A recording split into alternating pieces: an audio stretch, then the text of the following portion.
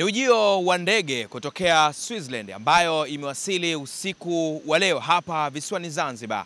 Ndege ambayo yenye abiria 114 ambao wamewasili visiwani Zanzibar, huku abiria wengine ambao wanaotarajiwa kuondoka visiwani Zanzibar kupitia ndege hiyo. Na hapa mkuu wa kitengo cha habari katika mamlaka ya viwanja vya ndege Zanzibar anazungumza mara baada abiria hao waliowasili kupitia viwanja vya kimataifa vya Abeid Amani Karume. Pamoja na mambo mengine, afisa habari huyo ametangaza ujio wa ndege ya Etihad ambayo inatarajiwa kuja mwaka 2026.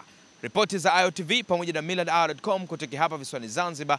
Mimi naitwa Said Tizday. Na ndege hii imeanza ruti mpya.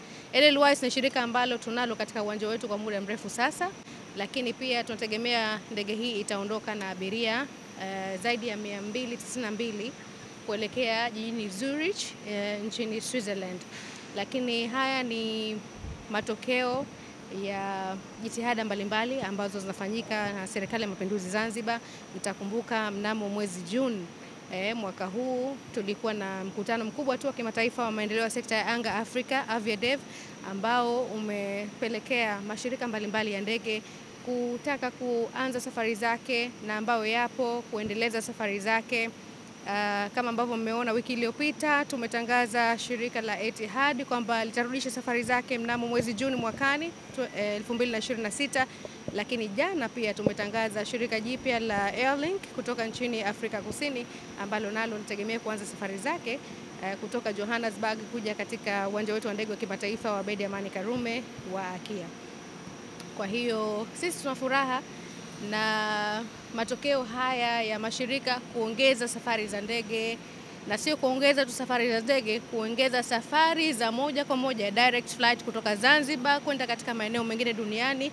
Hii ni habari njema kwetu kwa kweli.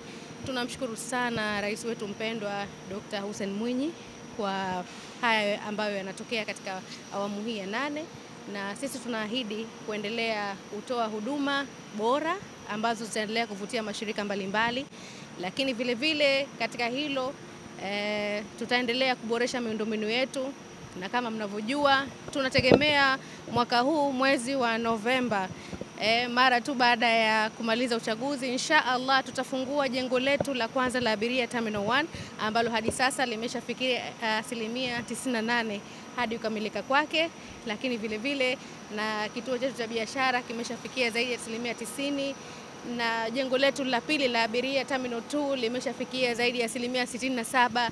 Kwa hiyo sisi tunaendelea kuhakikisha kwamba huduma bora zinaendelea kupatikana na tunaendelea kupata matokeo mazuri, tunaendelea kujipima katika viwango vya kimataifa, na ndo matokeo kama haya mnayoyaona. Mashirika yanaendelea kuongeza safari zake na yaliyopo yanaendelea kuhakikisha kwamba hayasitishi huduma, lakini vile vile tunaendelea na mazungumzo na mashirika mbalimbali mapya ya ndege ambayo yanategemea kuja Zanzibar hivi karibuni.